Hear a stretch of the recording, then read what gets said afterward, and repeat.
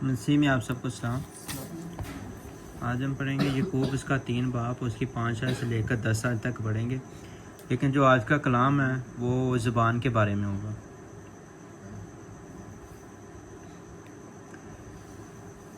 इसी तरह ज़ुबान भी एक छोटा सा अज़ू है और बड़ी शेखी मारती है। देखो, थोड़ी सी आग से कितने बड़े जंगल में आग लग जाती है। ज़ुबान भी एक आग है।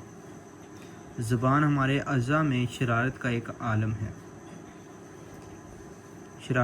आलम है।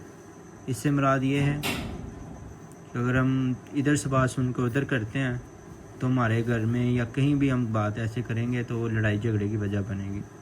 इसलिए कहा गया है कि शरारत का एक आलम है और सारे जिस्म को दाग लगाती है।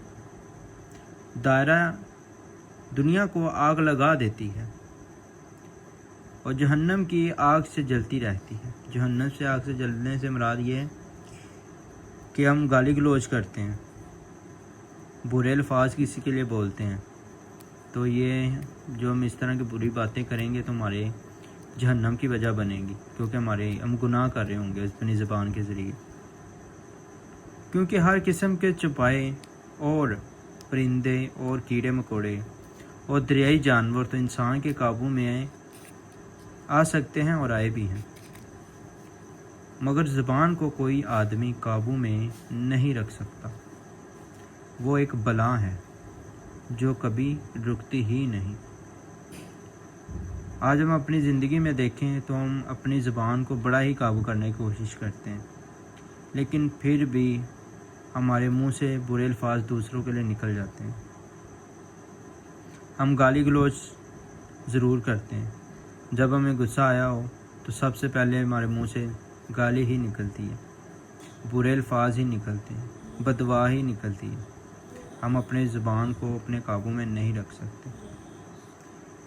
कलाम में इसी तरह लिखा हुआ है, ज़हर एक कातिल से भरी हुई है। कातिल से भरी हुई है मतलब ये है कि हम जब एक शख्स को दूसरे के ख़िलाफ़ कर देते हैं ना, तो वो कत्ल का ही बायस होती है।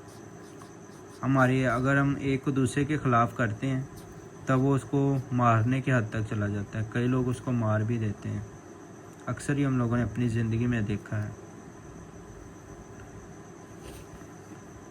इसी ज़ुबान के ज़रिए हम दूसरे को पहले के ख़िलाफ़ भड़काते हैं।